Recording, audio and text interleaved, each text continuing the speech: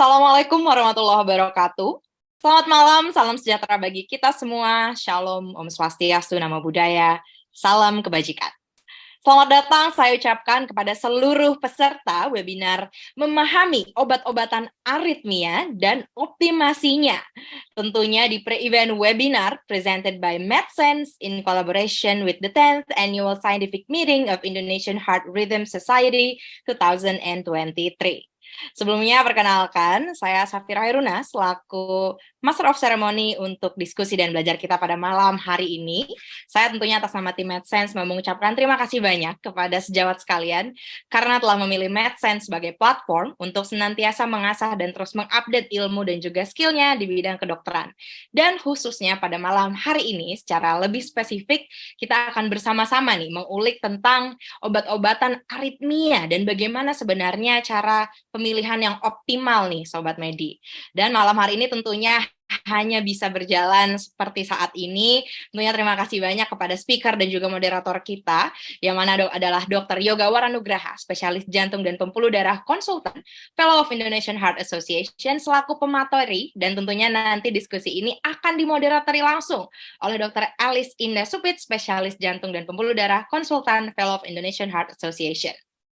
Nah, webinar malam hari ini adalah webinar pre-event ya Sobat Medi, yang mana ini hanyalah webinar pengantar, atau kita bisa bilang sneak peek dari the main event yang nantinya akan dilaksanakan kurang dari 2 minggu lagi, yakni the 10th Annual Scientific Meeting INA HRS 2023, di mana nantinya akan dilaksanakan pada tanggal 17 sampai dengan 19 Agustus 2023, dan dilaksanakan secara offline di The West Inn Hotel Jakarta.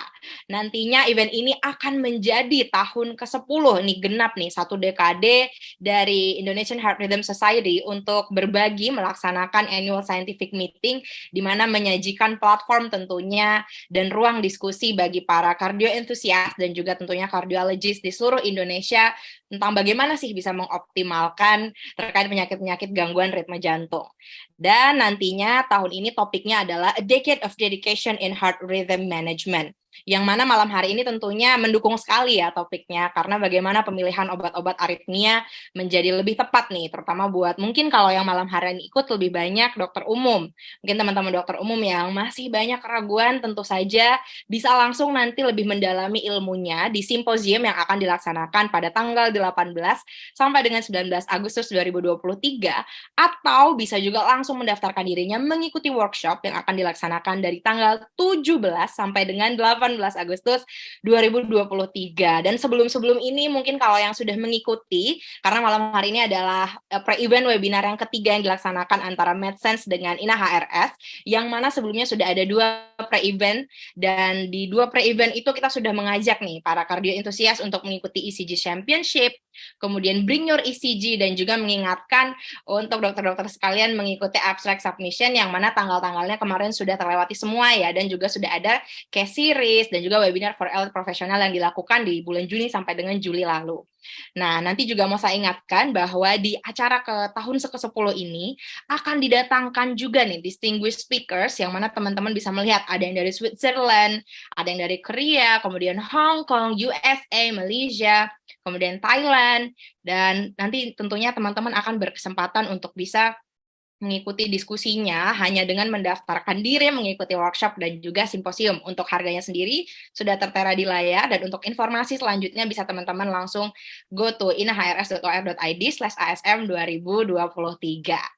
Nah, ini kan tadi kalau udah disebut tanggalnya 17 sampai dengan 19 Agustus nih ya. Jadi ini adalah long weekend, ini tercium aroma-aroma long weekend di bulan Agustus, yang mungkin dokter-dokter sekalian bisa langsung aja book tiket supaya untuk bisa menghadiri the 10th Annual Scientific Meeting INA HRS 2023.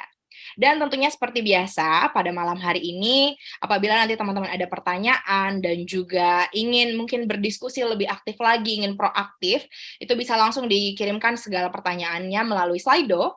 Kita di MedSense menggunakan platform Slido, bisa langsung di-scan barcode-nya atau di browser masing-masing, type slido.com dan inputkan kode 888777. Tentunya nanti akan ada kolom Ask the Speaker, silahkan tuliskan format nama, underscore asal institusi ataupun rumah sakit, dan ketikkan pertanyaan di kolom chat tersebut.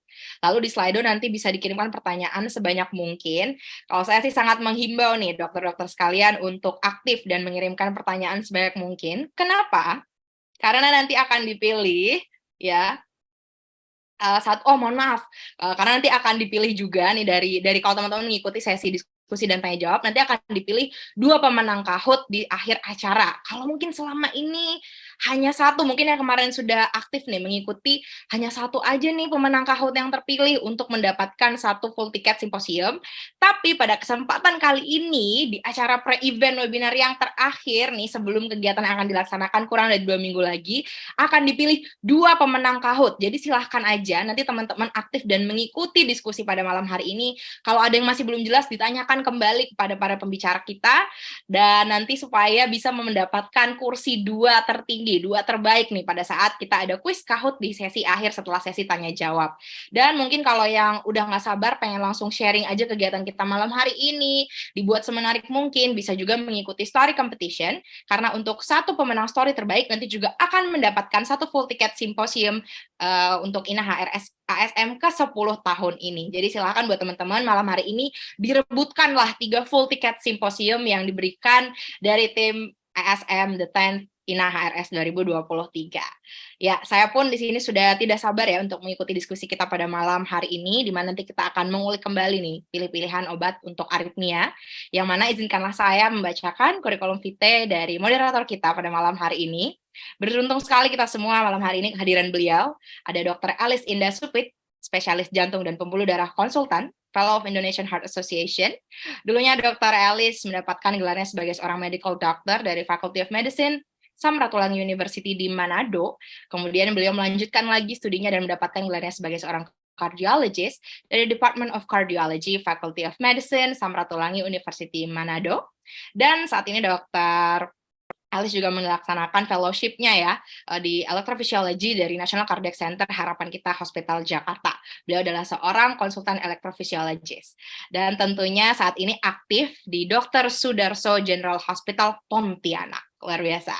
Dan nantinya tentunya Dr. Alice akan ditemani juga dengan speaker kita, pembicara kita yakni Dr. Yoga Waranugraha, spesialis jantung dan pembuluh darah konsultan, Fellow of Indonesian Heart Association, di mana dulunya Dr. Yoga menamatkan studinya sebagai seorang medical doctor dari Faculty of Medicine Brawijaya University, lalu mendapatkan gelarnya sebagai seorang cardiologist dari Cardiology and Vascular Department, Faculty of Medicine Brawijaya University.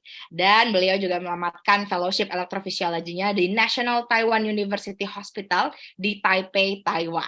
Saat ini tentunya beliau sebagai konsultan elektrofisiologis di Brawijaya University Hospital Malang dan juga Prima Husada Hospital Malang. Luar biasa sekali diskusi malam hari ini tentunya akan dipimpin langsung oleh moderator kita, Dr. Alice Indah Supit, spesialis jantung dan pembuluh darah konsultan, Fellow of Indonesian Heart Association. Tanpa saya banyak berbicara lagi, saya persilahkan Dr. Alice. Ya, terima kasih Dr. Safira. Ya, selamat malam kepada seluruh peserta, teman-teman sejawat, dokter, adik-adik mahasiswa yang sudah join di acara webinar kita kali ini mengenai memahami obat-obatan aritmia dan optimisasinya. Jadi, terima kasih kepada tim AdSense yang sudah bersedia collab dengan INA HRS dalam rangka untuk rangkaian acara annual scientific meeting kita yang akan sebentar lagi di bulan Agustus. Ya, jadi supaya tidak berlama-lama lagi, silakan kepada Dr. Yoga Waranugraha untuk membawakan materi malam ini. Ya, terima kasih Dr. Alice dan Dr. Safira ya, atas introduction-nya. Izinkan saya malam ini ya, kita diskusi aja tentang obat anti aritmia ya. Jadi kebetulan judul yang diberikan oleh panitia kepada saya untuk malam ini adalah bagaimana memilih dan mengoptimasi obat-obatan anti aritmia ya. Jadi konten dari presentasi saya malam ini saya bagi menjadi 3 chapter ya. Chapter pertama ini kita akan belajar tentang elektrofisiologi dasar dan mekanisme bagaimana terjadinya suatu takiaritmia ya. Kemudian di chapter kedua kita akan belajar bagaimana klasifikasi dan mekanisme of action dari anti aritmia drug ini sendiri. Kemudian yang terakhir adalah bagaimana kita memilih obat anti aritmia untuk spesifik takiaritmia berdasarkan guideline yang ada saat ini. Oke. Baik, chapter pertama, jadi kita mungkin mengingat-ingat ya, pelajaran fisiologi dulu, bahwa di jantung kita ini ada cardiac conduction system ya. Diawali dari S anode ya di daerah atrium kanan, kemudian listrik berjalan melalui atrium, melalui internodal pathway, kemudian menuju kepada AV node ya. Kemudian dari AV node turun ke bundle of His, kemudian ke right bundle branch dan left bundle branch simultan, kemudian turun ke Purkinje, kemudian mengaktifasi seluruh ventricle. Dan ini kita lihat sebetulnya aktivitas listrik di jantung kita ini dipengaruhi oleh adanya ion channel ya. Jadi kita mengenal beberapa ion channel yang penting terhadap fenomena elektrofisiologi di jantung kita. Yang kita mengenal adanya sodium channel, kemudian calcium channel, dan potassium channel. Ini adalah ion channel. Kemudian kita juga mengenal adanya NAK ATPase ya, atau NAK exchanger. Di sini adalah pump yang membutuhkan energi sehingga mengatur balance dari ion-ion dalam tubuh kita ya. Jadi kalau kita lihat potensial aksi ini dibedakan ya antara non pacemaker cell dan pacemaker cell ya. Di non pacemaker cell kita mengenal ada 4 fase ya. Fase 4, maaf ada 5 fase ya. 4, 0, 1, 2 dan 3. Fase 4 adalah fase resting ya. Kita mengenal suatu resting membran potensial.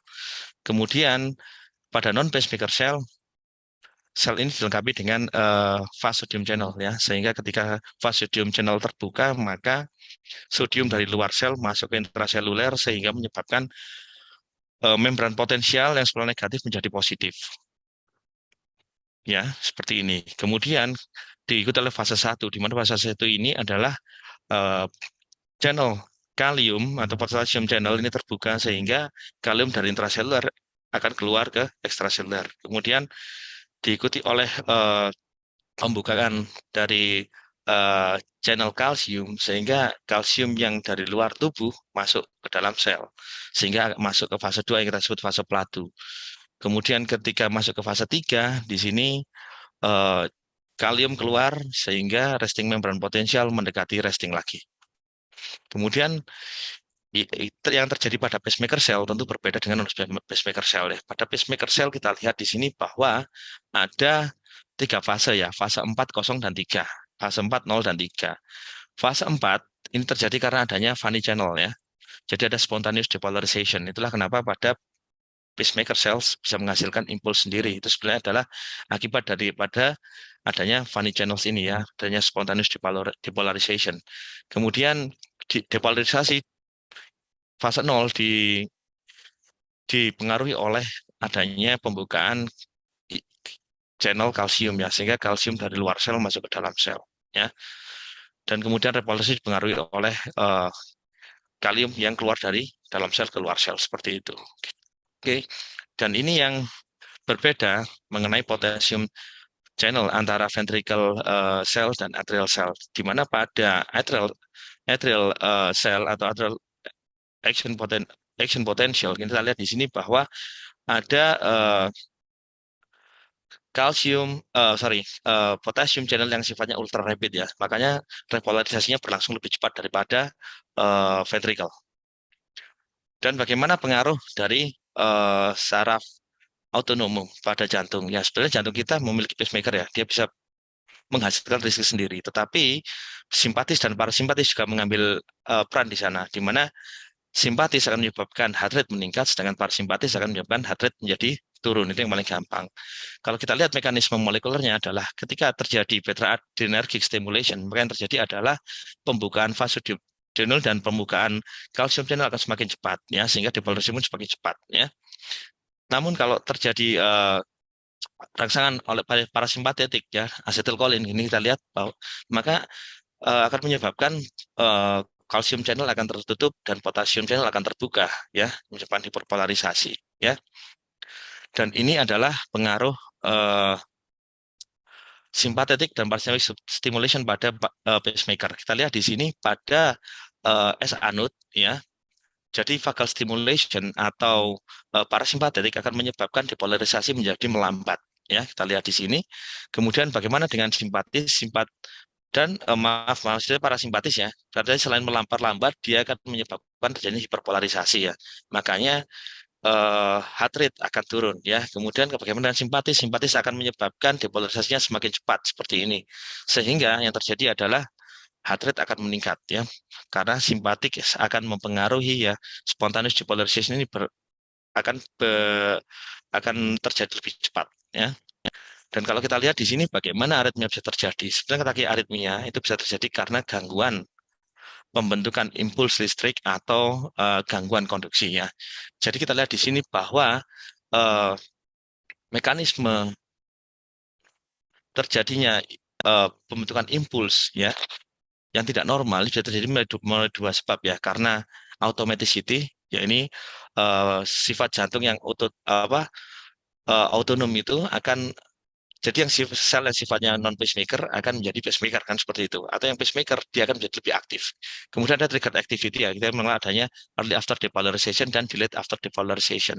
Yang berikutnya adalah tentang unidirectional block dan reentry ya. Nanti kita bahas satu-satu. Jadi ini yang kita sebut dengan automaticity ya. Pada non-pacemaker cell normalnya dia tidak bisa menghasilkan listrik sendiri ya. Tetapi karena adanya sesuatu trigger atau perubahan di substratnya, maka akan menyebabkan terjadinya suatu automaticity di mana sifat dari non-pacemaker action potential berubah menjadi pacemaker action potential seperti ini ya. Tapi di cell pacemaker yang terjadi adalah ternyata kita lihat di sini bahwa spontaneous depolarization atau fase depolarisasi fase 4 ini kan terjadi lebih cepat ya, dan threshold potensialnya pun akan semakin rendah sehingga mudah sekali terbentuk impuls listrik yang lebih cepat. Dan ini kita mengenal adanya trigger activity ya. Trigger activity ini bisa terjadi pada 3 fase ya, pada fase 2, fase 3, dan yang terakhir adalah di fase 0 ya, jadi delayed after depolarization. Yang berikutnya ini adalah reentry. Reentry ini terjadi, prinsipnya adalah adanya obstacle, kemudian adanya 2 pathway ya, ada slow dan fast, di mana contohnya seperti ini ya. Ketika irama sinus normal ya, ini yang saya ambil contoh PSVT ya, AVNRT yang paling gampang ya. Jadi ada slow pathway dan fast pathway. Jadi ketika irama sinus yang terjadi adalah listrik atau action potential ini berjalan melalui fast pathway ya, langsung ke ventricle. Dan slow pathway ini dia tidak bisa mengaktifasi karena di sini fast pathway sedang mengalami suatu periode refraktor ya, sehingga normalnya listrik berjalan dari atrium ke ventricle melalui fast pathway. Namun ketika terjadi suatu APC atau PAC ya, premature atrial contraction, dan saat itu ketika fast pathway sedang mengalami refractory period, maka dia akan turun melalui slow pathway. Sehingga terjadi kadang-kadang kita menemukan PR interval yang memanjang ya. Ini yang kita sebut jump ya, dari fast pathway ke slow pathway ya. Pada kasus ini kita lihat ketika slow pathway kembali ke fast pathway-nya masih dalam kondisi refraktor sehingga tidak akan terjadi echo beat ya. Berikutnya ini kita lihat ketika EPC ini datang lebih cepat ya, maka dia akan turun melalui slow pathway, kemudian kebetulan di sini periode refraktor sudah terlewati ya, sehingga akan terjadi echo beat melalui fast pathway. Kita sebut di sini echo beat ya, atrial echo di sini ya, karena ada satu beat yang kembali ke atrium ya. Tetapi ketika echo beat ini dia kembali ke atas dan berjalan lagi melalui slow pathway dan turun kembali, membuat sirkuit aritmia di sini berputar-putar sehingga kita aktivasi atrium dan ventricle ini terjadi secara berurutan seperti ini yang terjadi SVT. Jadi yang model-model seperti ini adalah contoh dari reentry ya. Jadi kita sudah belajar mengenai mekanisme terjadinya suatu aritmia ya, entah itu automaticity, kemudian adanya trigger activity maupun reentry. Yang berikutnya kita akan belajar tentang bagaimana klasifikasi dan mekanisme dari obat-obatan anti aritmia. Jadi yang pertama kali melakukan klasifikasi obat-obatan aritmia ini adalah klasifikasi dari Vaughan Williams nih ya, yang paling lama ya. Jadi menurut klasifikasi ini ya, anti aritmia dibagi menjadi 4 ya, berdasarkan mekanisme of action-nya. Jadi kelas 1 aritmia ini adalah obat-obatan yang bekerja menghambat sodium channel ya. Sedangkan kelas 2 ini adalah beta adrenergic blocker, kemudian kelas 3 ini adalah obat-obat yang bekerja menghambat potassium channel. Dan yang terakhir adalah eh, CCB ya, calcium channel blocker ya. Namun pada perjalanannya ada klasifikasi baru dari Cecil Gambit yang kita lihat di sini bahwa kalau tadi dari Vaughan William itu hanya melihat cara bekerja obat, tetapi pada Cecil Gambit ini klasifikasi juga dikeluarkan berdasarkan ini ya, apa namanya, reseptor ya, di mana obat-obat itu bekerja dan kemudian adanya dia memasukkan beberapa obat-obat baru ya di luar kategori dari Vaughan William seperti digoxin, kemudian ada adenosin ya. Namun yang terbaru ini kita lihat salah satu paper yang dikeluarkan di Europees ya, tahun 2018. Nah, klasifikasi yang terbaru anti aritmia ini dibagi menjadi 5 ya, 1, 2, 3, 4, 5 ya. Jadi sama, kelas 1 itu adalah sodium channel blocker, kemudian kelas 2 adalah beta blocker, ketiga adalah potassium channel blocker, keempat adalah calcium channel blocker, sedangkan kelima ya ini ada menggolongkan obat-obat yang tidak termasuk dalam keempat golongan tadi ya. Yang masuk di situ adalah adenosin, digoxin, ivabradin yang mungkin sehari-hari sudah kita sering dengar dan kita sering gunakan. Oke. Nah, kembali lagi ketika kita mau memberikan obat, maka kita harus memikirkan apakah obat yang akan kita gunakan itu ada di negara kita apa tidak ya. Jadi ini saya kutip dari Fornas ya. Ternyata inilah obat-obatan yang ada di negara kita saat ini ya, yang beredar ya. Ada adenosin, amiodaron, digoxin, diltiazem, lidocaine, verapamil ya, kemudian beta blocker ya, di sini ada atenolol, bisoprolol, kemudian carvedilol, metoprolol, dan propranolol ya. Ini adalah obat-obat yang saat ini atau hari ini akan saya dalam pembahasannya ya, karena memang obat ini ada di kita dan mungkin sehari-hari kita akan sering menggunakannya.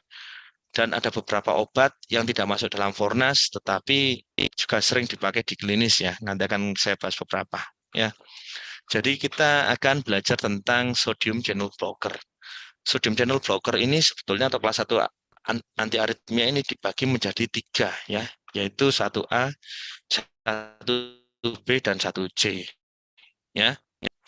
Nah, golongan 1A ini prinsipnya dia menghambat sodium channel secara moderate, tidak terlalu kuat ya, tengah-tengah. Namun dia juga menghambat ya potassium channel, walaupun dikatakan di sini adalah efek sampingnya adalah terjadinya pemanjangan GT interval ya. Namun obat-obatan ini tidak beredar di negara kita ya. Jadi yang berikutnya adalah 1B ya, yaitu lidocaine ya.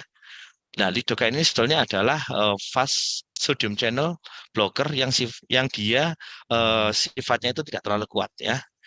Jadi lemah di sini dikatakan, sehingga tidak banyak merubah gambaran EKG ya. Kita lihat di sini. Oke. Kemudian yang berikutnya adalah kelas 1C. Ini dia menghambat sodium channel secara kuat ya. Jadi ada propafenone dan flecainide ya. Jadi efeknya adalah pada QRS kompleks ya. Menghambat sodium channel dengan sangat kuat. Dan yang perlu menjadi perhatian bagi kita adalah golongan 1A dan 1C ini mengganggu fungsi ventrikel kiri ya. Jadi mohon diperhatikan jika akan diberikan pada pasien-pasien dengan heart failure reduced ejection fraction ya, tentunya akan menjadi masalah nanti ya. Oke. Jadi kita bahas tentang lidocaine ya, yang memang tersedia di Indonesia ya. Dikatakan merupakan second choice ya di setelah amiodaron ya untuk terapi dari ventricle arrhythmia ya. Jadi ini extensive metabolism, kemudian ya, kemudian di sini kita katakan bahwa sebetulnya lidocaine ini nggak ada manfaat ketika diberikan untuk aritmia supraventrikel ya. Jadi benefitnya adalah pada ventricle arrhythmia. Jadi dikatakan tadi saya jelaskan di awal, secara ECG tidak ada perubahan yang khas ya. indikasinya adalah VT-VF, terutama yang berhubungan arus intravena ya, dengan dosis 50-20 mg bolus, kemudian dilanjutkan dengan infusion dengan dosis antara 2-3 mg per menit ya. Kemudian kita lihat di sini side effect-nya adalah bisa bikin sinoatrial arrest ya, bisa bikin sinus arrest ya. Kalau di ekstra kardiak, efek sampingnya adalah efek di CNS ya, berupa throat sinus dan dizziness. Dan yang menjadi perhatian adalah kurangi dosis pada pasien-pasien yang liver blood flow-nya mengalami penurunan ya, misalnya pada pasien shock ya, atau severe heart failure. Kemudian pertimbangan yang lain adalah ini yang menarik ya, lebih efektif pada kadar potasium yang sedikit lebih tinggi ya. Dan yang paling menguntungkan adalah efek hemodinamiknya ini sedikit ya, yang istimewanya lidocaine ya. Ini menarik sekali. Ini adalah suatu retrospektif analisis dari Gusto 2B and Gusto 3 trials ya. Kita lihat di sini bahwa pada pasien-pasien ACS yang mengalami ventricular arrhythmia ya, lidocaine bermanfaat untuk memperbaiki survival di sini ya, sampai paling tidak 30 hari ya. Dan kita lihat di 3 hari pertama ini efeknya jelas sekali bedanya ya. Oke. Kemudian propafenon. Propafenon ini adalah obat-obat golongan kelas 1C ya. Jadi propafenon ini biasanya digunakan untuk terapi aritmia baik atrial maupun ventrikular ya. Kemudian dia prinsipnya adalah kita berikan pada pasien-pasien yang fungsi ventrikelnya normal. Seperti saya katakan tadi di awal bahwa propafenon ini golongan kelas 1C ini efek untuk menurunkan fungsi ventrikel kirinya kuat sekali ya. Nah, propafenon ini secara struktural mirip dengan propanolol ya. Jika terjadi akumulasi, maka propafenon ini bisa menghasilkan suatu adrenergic depression ya. Dan dengan dosis yang disarankan adalah 300 sampai 900 mg per hari dibagi menjadi 2 atau 4 dosis ya. Kita lihat di sini. Dan propafenon ini untuk AF efektif ya, dikatakan untuk mengkonvert ya irama AF menjadi sinus ya, baik secara oral maupun secara intravenus ya. Kemudian propafenon ini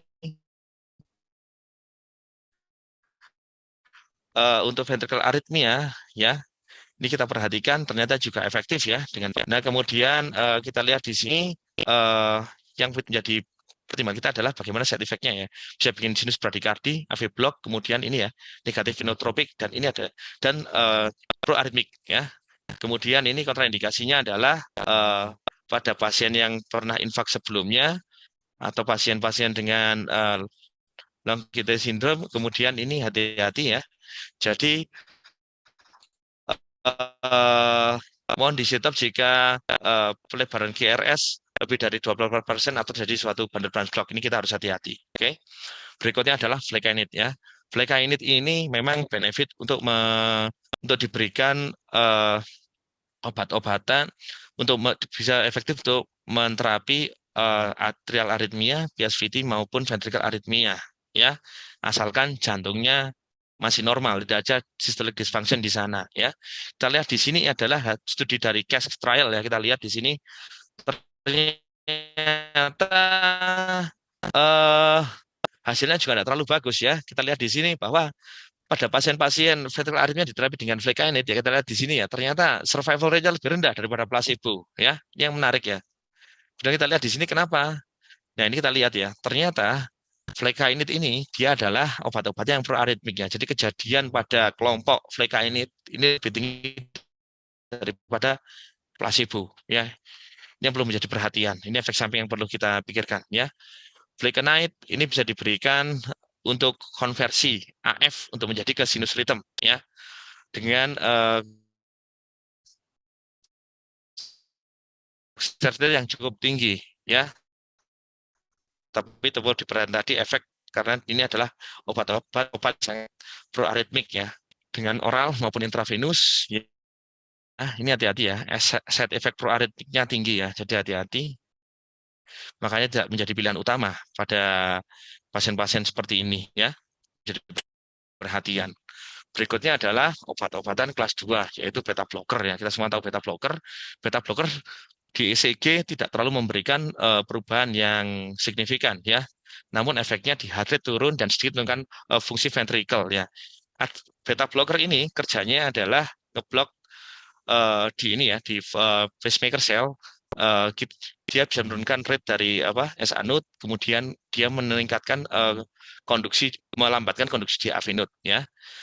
Ini yang cara kerjanya beta blocker. Dan beta blocker ini perlu kita, ketika memilih beta blocker, ada beberapa isu ya. Yang pertama adalah beta selectivity ya. Jadi semakin selektif beta blocker itu, maka efek terhadap paru itu semakin minimal, ya kan? Makanya beta blocker yang ideal adalah beta blocker yang selektif ya. Yang sering kita gunakan selektif beta blocker sehari-hari ya bisoprolol, ini yang paling sering kita gunakan ya. Dan di BPJS ada. Oke. Berikutnya kalau pada setting pasien dengan heart failure, kadang-kadang kita akan lebih memilih pasien dengan beta blocker yang punya efek vasodilatasi ya, seperti carvedilol atau nebivolol ya, silakan dipakai ya. Beta blocker ini prinsipnya bisa digunakan pada PVC maupun VT ya, terutama berhubungan dengan long QT syndrome atau catecholaminergic polymorphic VT ya, karena memang berhubungan sama katekolamin, maka ini pilihan utama. Jadi hati-hati, beta blocker ini tidak boleh diberikan pada pasien-pasien dengan bronkospasma ya, contohnya asma. Ini harus dihindari ya. Oke, itu prinsipnya. Dan ini adalah beberapa dosis beta blocker ya. Dan yang ada di negara kita ada bisoprolol, carvedilol, nebivolol yang bisa kita optimalkan. Dan kita lihat dosis untuk anti aritmia ini lebih tinggi daripada dosis untuk heart failure. Itu prinsipnya. Oke. Yang berikutnya adalah obat-obatan kelas 3 ya. Jadi ini kelas 3 ini adalah golongan potassium channel blocker ya. Ini hati-hati karena potassium channel blocker tadi bekerja di fase 3 repolarisasi ya. Otomatis dampaknya pada EKG adalah pemanjangan QT interval. Ini yang perlu kita perhatikan pada pasien-pasien yang mendapatkan obat-obatan kelas 3 nih. Obat kelas 3 ini paling umum adalah amiodaron, dan amiodaron ini sudah menjadi jargon ya di aritmia ya. Apapun aritmianya, amiodaron obatnya ya, sama seperti iklan minuman ya, apapun makanannya minumnya itu ya, kan sama seperti itu. Tapi nanti kita melihat lain, nanti ternyata enggak seperti itu ya. Jadi kita lihat amiodaron ini sering kita gunakan ya. Yang jadi perhatian adalah kalau pada AF mau ke konversi ke irama sinus, ini successful rate-nya nggak terlalu bagus ya, hanya 44% ya. Dan hati-hati ketika menginfuskan amiodaron, ini pasien tangannya seringkali flebitis, jangan pekat ya. Bisa bikin hipotensi, bradikardi, dan blok ya. Dan ini yang menjadi perhatian juga pada pasien-pasien dengan tiroid. Nah, ini nggak boleh diberikan ya. Oke, ini adalah amiodaron. Ini menjadi pilihan ya. Yang terakhir adalah kelas 4 ya, calcium channel blocker ya. Calcium channel blocker ini yang ada di pasaran adalah verapamil dan diltiazem ya. Jadi obat-obatan calcium channel blocker ini bisa diberikan IV ya atau oral ya, tergantung situasi. Nah, yang diperhatikan di sini adalah CCB yang non hydrochloride ini tidak boleh diberikan pada pasien dengan heart failure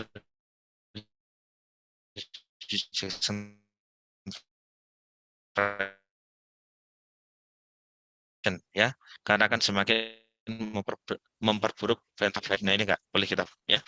Klasifikasi baru ini masuk kelas 5 yaitu digoxin ya. Digoxin ini sebenarnya obat heart failure ya, tapi bisa untuk aritmia terutama AF ya, karena memang digoxin bisa meningkatkan vagal tone ya atau vagal activity sehingga konduksi di AV node menjadi melambat sehingga rate ventricle-nya akan semakin lambat ya. Ini prinsipnya. Dan ini hati-hati, digoxin ini adalah obat yang therapeutic window-nya sempit, kemudian bisa berinteraksi dengan banyak obat, termasuk anti aritmia sendiri dan obat-obat kardiovaskular yang lain. Oke, dan beberapa antibiotik. Dan ini antibiotik intravena maupun oral ya. Dan kalau kita ingat di sini bahwa digoxin ketika kadarnya terlalu tinggi dalam darah, dalam plasma, ini meningkatkan mortalitas. Dan ini yang perlu menjadi perhatian bagi kita adalah kita harus cek ureum creatinine atau liver function test sebelum kita berikan digoxin. Oke. Berikutnya obat kelas 5 yang sering kita pakai ya, adenosin ya. Walaupun obat ini sulit ditemukan sekarang ya. Jadi adenosin ini bersifat kerjanya adalah berikatan dengan ini ya, di reseptor ya, di sel ya. Kemudian dia mengeblok adenylat siklase ya, sehingga ya sudah akhirnya menyebabkan apa namanya? Kita lihat adenylat siklase di kronotropiknya kan diturunkan ya. Dan kita lihat adenosin ini sangat efektif ya, obatnya cepat, onsetnya cepat, durasinya pendek ya.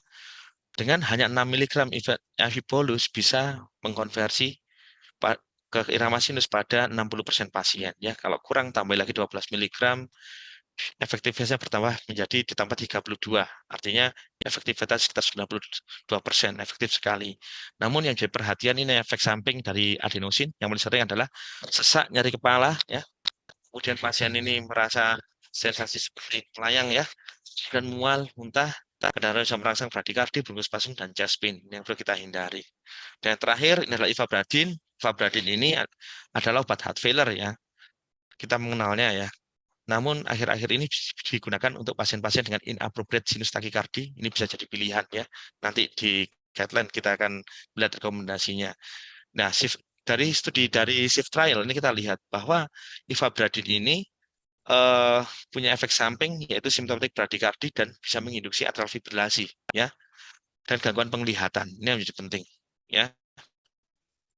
Oke, itu adalah obat-obat yang tadi ada di Indonesia. Kemudian kita sekarang belajar bagaimana pemberian obat aritmia pada aritmia yang spesifik ya. Ini jadi kita secara general ya, kalau kita tidak bisa di UGD buru-buru, kadang-kadang kita nggak tahu nih aritmianya apa. Yang kita tahu adalah white complex sama neurokompleks gitu aja kan. Oke, kalau mau mikir cepat ya kan. Ini seperti pendekatan ACLS ya. Jadi kalau kita menghadapi suatu neurokompleks takikardi, kita cek instability-nya, hemodynamic stability-nya ya.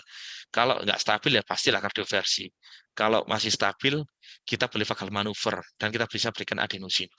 Kalau adenosin nggak berhasil, kita berikan CCB atau beta blocker. Kita lihat di sini class of recommendation-nya sama, tetapi level of evidence yang lebih kuat CCB ya. Oke. Saya suka sekali pakai diltiazem intravena kalau di konsulin ya untuk kasus-kasus yang seperti ini ya.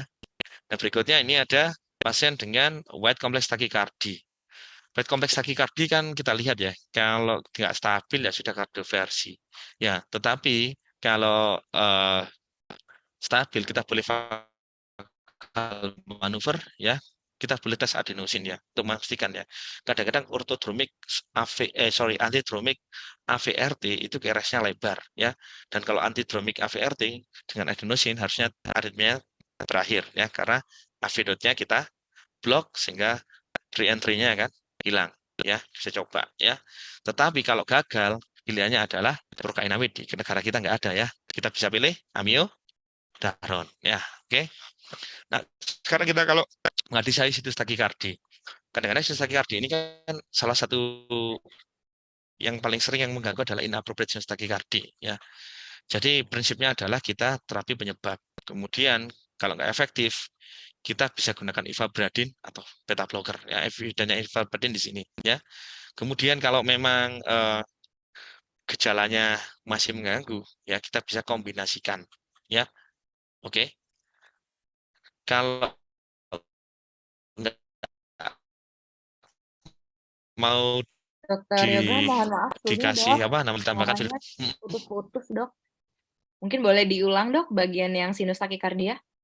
Oh ya, ini masih putus nggak? Sekarang Oke, saya ulang ya. jelas, Dok. Jadi Silakan, sinus dokter. takikardi.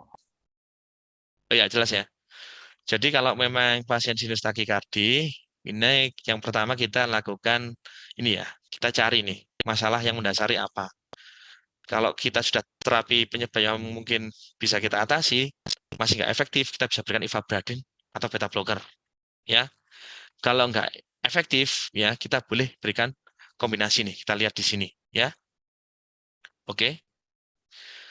Kalau memang masih nggak efektif lagi, kita boleh berikan verapamil diltiazem. Kalau memang pasien nggak mau diminum obat, ya sudah pertimbangan kateter ablasi yang perlu kita pikirkan. Artinya ivabradin, beta blocker, verapamil, diltiazem ada tempat untuk pasien dengan inappropriate sinus takikardi. Ya. Berikutnya adalah pada focal atrial tachycardia. Pada focal atrial tachycardia, ya, ini yang penting adalah yang perlu kita pahami adalah adanya aritmia yang sifatnya vokal ya dari atrium ya, yang kemudian dijalankan ke ventricle ya. Jadi sebetulnya kalau ada vokal AT, kalau hemodinamik tidak stabil tetap ya sinkron cardioversion. Kemudian kita di sini kalau masih stabil kita boleh coba adenosin. Tapi ingat di sini adenosin tidak akan menterminasi AT ya, tetapi hanya memperlambat laju ventrikelnya. Kenapa? Karena originnya di atrium ya. Kalau AV node-nya diblok, atriumnya bisa tetap firing seperti itu, tapi kan ke bawah kita bisa tekan ya. Kemudian kalau nggak efektif kita boleh verapamil dan diltiazem ya. Kalau memang atau pakai beta blocker. Tetapi kalau nggak efektif ya kita boleh kasih amiodaron. Tapi kalau dengan amiodaron kemungkinan dia akan kembali ke sinus ya. Ini kok untuk akut phase. Tetapi bagaimana kalau untuk pasien-pasien yang kronik ya? Tetap ya. Jadi kalau recurrent ini sebenarnya sarannya adalah ablasi ya, sehingga kalau ablasi bisa lepas obat, ada kemungkinan ke sana. Tetapi kalau nggak recurrent kita bolehlah kita berikan obat ya, kalau pasiennya mau ya. Kita bisa berikan beta blocker atau CCB ya, atau propafenon atau flecainid ya, dengan melihat kontraindikasi masing-masing obat ya. Ya, jika tidak efektif, kita bisa berikan ivabradin dengan beta blocker. Kalau masih nggak efektif, amiodaron belakangan. Ya, jadi amiodaron bukan menjadi lagi pilihan pertama ya, jadi pilihan terakhir. Oke.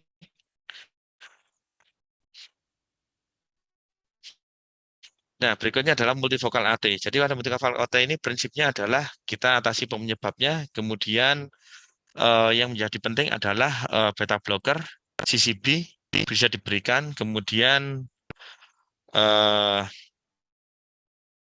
beta blocker ya bisa diberikan. Kemudian kalau untuk atrial flutter atau makro reentrant atrial tachycardia kita lihat ya, kalau nggak stabil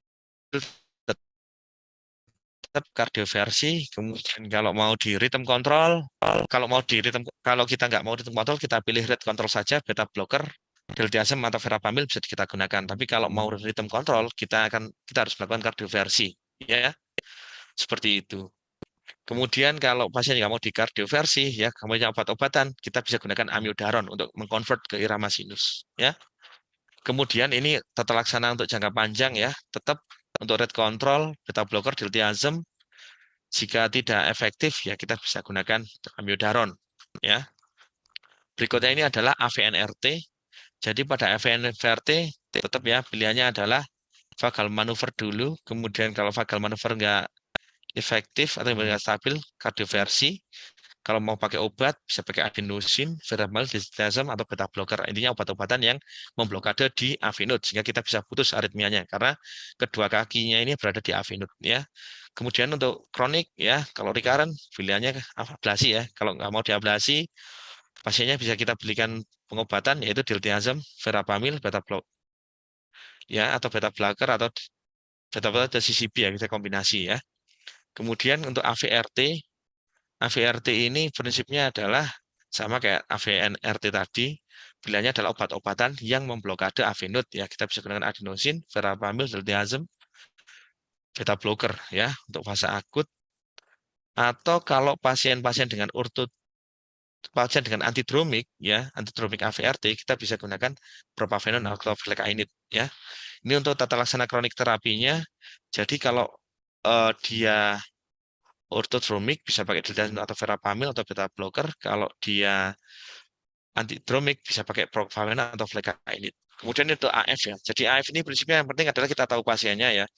Kalau pasien dengan ejection fraction yang masih bagus, kita bisa gunakan beta blocker atau CCB ya. Kemudian kalau heart failure ejection fraction, kita bisa gunakan beta blocker di sini. Bahkan nanti kita bisa kombinasi dengan digoxin ya. Bagi mereka-mereka yang punya asma, pilihannya adalah ini ya, CCB ya. Khusus untuk pre-excited AF atau flutter, ini nggak ada pilihan obat-obatan yang ngeblok di AV node ya. Pilihannya adalah diablasi ya, dihilangkan accessory pathway-nya. Oke. Nah, untuk rhythm control strategi pada AF, nah kita bisa gunakan obat-obatan seperti flecainid ya, kalau jantungnya normal ya. Kalau pada CAD kemudian ada heart failure pressure ejection dengan atau valvular disease, kita bisa gunakan amiodaron. Untuk pasien dengan heart failure ejection fraction kita bisa gunakan amiodaron di sini. Kemudian kalau kita menemukan suatu white KRS tachycardia atau kita temukan VT, kita lihat ya. Kalau memang VT-nya ini idiopatik ya dan kita temukan ILVT, maka obatnya verapamil ya. Kemudian kalau kita dapatkan VT idiopatik yang berasal dari outflow tract, pilihan utama adalah beta blocker. Sedangkan kalau pada VT dengan structural heart disease atau yang lain-lain, kita bisa gunakan flecainide, amiodaron untuk mengatasi aritmianya. Nah, ini yang baru di guideline ventricular arrhythmia yang tahun 2022 kemarin ya. Jadi adanya bagaimana pilihan obat arrhythmia pada VT atau ventricular arrhythmia pada STEMI ya. Jadi prinsipnya kalau pada pasien STEMI, revaskularisasi dulu ya, koreksi penyebabnya. Kemudian yang penting adalah penggunaan beta blocker di sini ya. Kemudian ketika masih berulang ventricular arrhythmianya, kita bisa gunakan amiodaron atau lidocaine ya. Itu menjadi pilihan. Dan ini adalah bagaimana pada pasien-pasien dengan PVC. Seringkali PVC juga ada di klinik ya. Kita lihat di sini ternyata pilihan obat beta blocker rekomendasinya kelas 2A ya, kecuali untuk PVC atau VT selain dari RVOT atau vasikular ya. Ini adalah kelas 1 ya. Kalau CCB di sini kalau pasien dengan PVC yang outflow tract ya, kemudian vasikular pilihannya kita bisa pilihkan. Tetapi pada pasien-pasien dengan LV dysfunction ya, ini kita tidak boleh berikan CCB. Bagaimana dengan flecainide? Flecainide rumusnya kelas 2A dan amiodaron kita lihat. Amiodaron sekarang indikasinya adalah pasien-pasien dengan structural heart disease ya, dengan LV dysfunction terutama ya. Ini adalah kelas 2A. Sedangkan untuk pada PVC yang dari RVOT atau vasikular ini kelasnya adalah kelas 3 ya. Jadi ini ada perubahan di guideline yang baru. Jadi take home message dari presentasi saya kali ini adalah, jadi ketika kita menseleksi dan mengoptimasikan obat-obat antiaritmia, prinsipnya adalah kita tahu bagaimana mekanisme aritmia tersebut, kemudian gunakan obat aritmia yang spesifik untuk takiartmia spesifik. Yang terakhir adalah kita ikuti guideline. Ya, terima kasih. Mohon maaf kalau waktunya panjang, karena memang slide-nya agak panjang ya. Yang dibahas memang agak banyak. Terima kasih. Ya, jadi terima kasih Dr. Yoga Warun Nugraha yang telah membawakan materi mengenai obat-obat anti aritmia dengan sangat komprehensif ya. Jadi seperti kata Dr. Yoga, diagnosis dulu, baru kita tentukan obat anti aritmia yang tepat, yang mana yang perlu diberikan. Jadi selanjutnya kita masuk ke sesi tanya jawab, Dr. Safira, mohon ditampilkan. Jadi ini ada pertanyaan. Izin bertanya, pernah ada pengalaman pasien pre-op, EKG-nya ada PVC bigemini, hasil eko normal. Kemudian diberikan amiodaron, PVC-nya menghilang, namun ketika di switch ke oral, PVC-nya timbul lagi. Sekiranya bagaimana strategi pasien tersebut pada setting center yang terbatas, dok? Terima kasih. Silakan, Dokter Yoga. Iya, makasih ya. Jadi seringkali kita mendapatkan konsultasi perioperatif dari teman sejawat bedah ya, atau anestesi ya, terkait manajemen perioperatif kasus jantung ya. Paling sering PVC memang ya.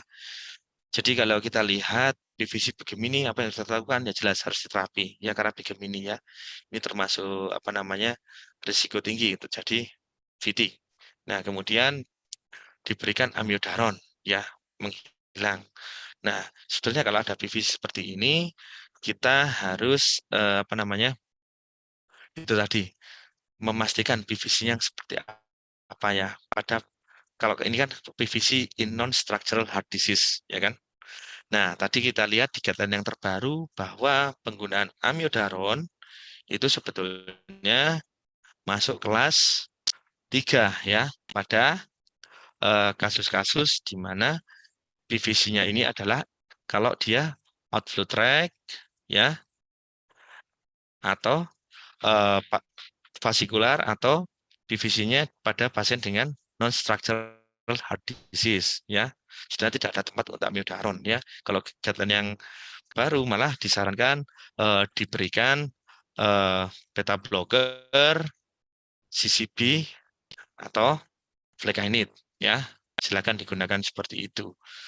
Nah, ini mungkin kalaupun digunakan amiodaron, mungkin ini seperti saya katakan tadi ya, apapun aritmianya amiodaron obatnya ya, karena yang memang tersedia intravena adalah amiodaron ya, kita nggak ada pilihan lain ya, ya kan?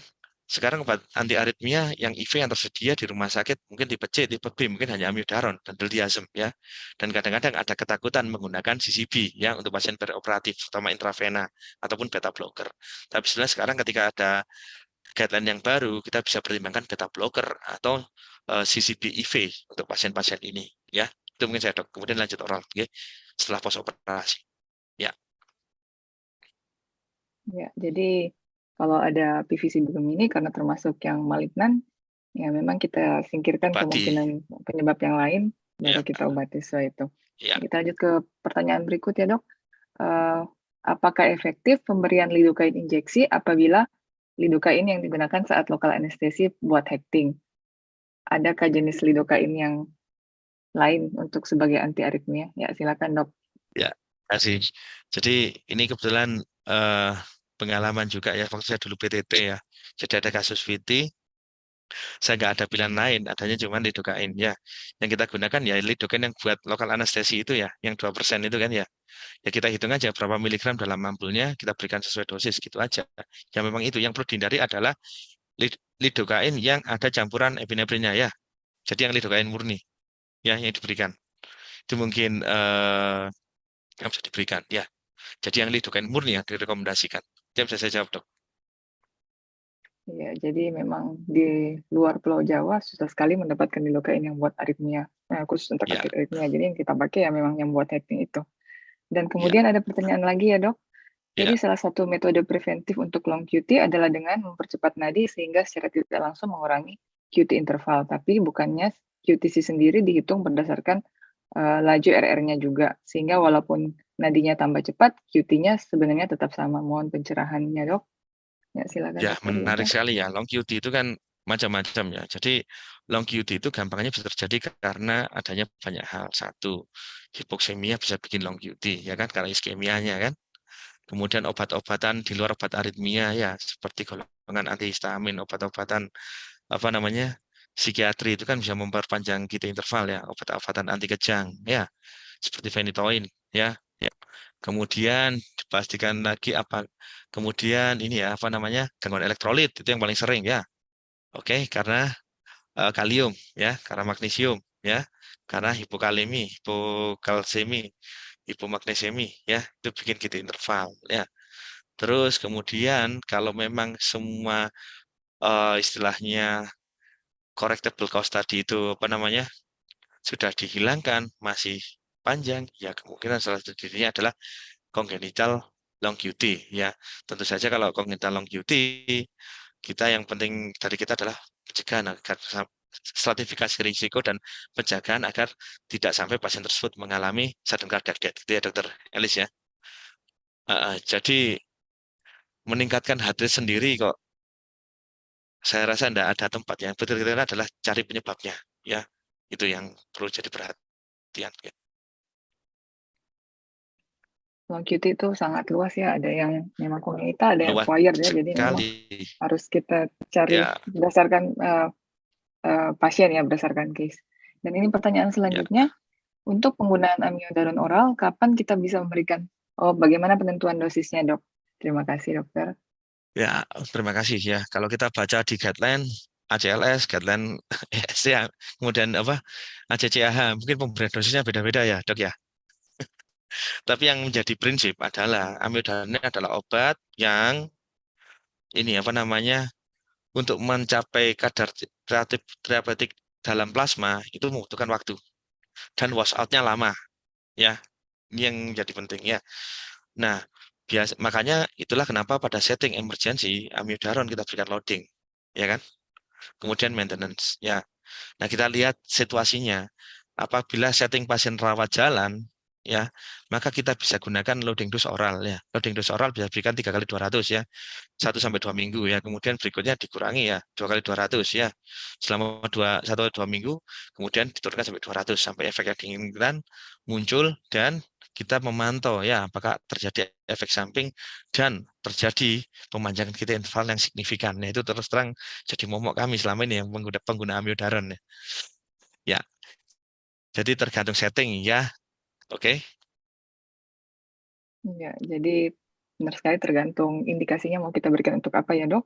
Dan Ya, amiodaron memang setelah dosis 4.000 mg baru akan terlihat efeknya. yes, Kemudian betul sekali. lanjutnya pada amiodaron IV, kenapa dianjurkan untuk pakai dia 5%? Apakah boleh dengan NaCl? Yang sepemahaman saya, karena amiodaron ini adalah obat yang pekat ya. Osmolalitinya tinggi ya. NaCl sama D5 kan osmolalitinya tinggian. NaCl ya. NaCl kan 308 ya. Sedangkan D5 kan nggak sampai 280 ya. Itulah makanya kenapa itu yang dipakai ya. D5 ya. Sehingga harapannya efek samping di di vena seperti yang saya sebutkan tadi ya, phlebitis tadi ya, bisa minimal ya. Soalnya saya pernah dikomplain pasien ya, setelah kami beri amiodaron, ya itu tangannya kesakitan ya, terutama anak-anak ini. Ya, jadi dianjurkan untuk vena sentral ya dok. Iya, vena sentral kalau kepepet, tapi kan Ya, nggak semua orang mau dipasang vena mau. sentral. Iya, kalau mau perifer solusinya aja jangan pekat-pekat ya, sehingga tidak iritatif untuk vena perifernya ya. Oke. Baik. Ada lagi pertanyaan? Untuk kasus aritmia seperti apa yang bisa observasi saja dan kasus mana yang perlu segera bertindak? Ya, Wah, silakan dok. ini luas sekali Ada nih di pertanyaannya ya. Heeh. Jadi begini ya. Jadi kalau kita lihat aritmia itu prinsipnya kita kembali ke ACLS dulu ya. Kalau memang taki aritmia lebih dari 150 ya sudah kita nggak usah tunggu lama ya. Full ikuti guideline ya. Kalau nggak stabil segera kardioversi kan gitu. Kalau masih stabil kita bisa cek ya apakah dia Nero atau wide reguler kan begitu ya. Nanti kalau misalnya Nero kita bisa vagal manuver dulu deh, coba adenosin kan seperti itu. Tapi kalau misalnya aritmianya hanya PVC yang hanya okasional saja, misalnya pada pasien dengan heart failure lagi udim baru PVC-nya keluar 1 menit sekitar 3 atau 4, apakah kita obati PVC-nya atau terapi penyebabnya dulu? Tentu kita obati penyebabnya dulu ya. Kita kuras-kuras dulu heart failure-nya sampai overload-nya teratasi. Biasanya kalau memang penyebabnya gara-gara overloadnya itu PVC-nya hilang-hilang sendiri. Jadi kalau kita ngomong seperti ini eh, luas sekali ya karena aritmia itu macam-macam ya. Ya.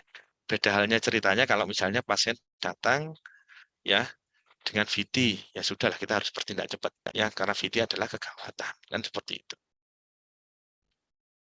ya, jadi untuk beradi aritmia, takiaritmia dengan hemodinamik instabil ya, terutama Ya, dok. ya. Oke, jadi sejauh mana kontraindikasi amiodaron pada kasus tiroid?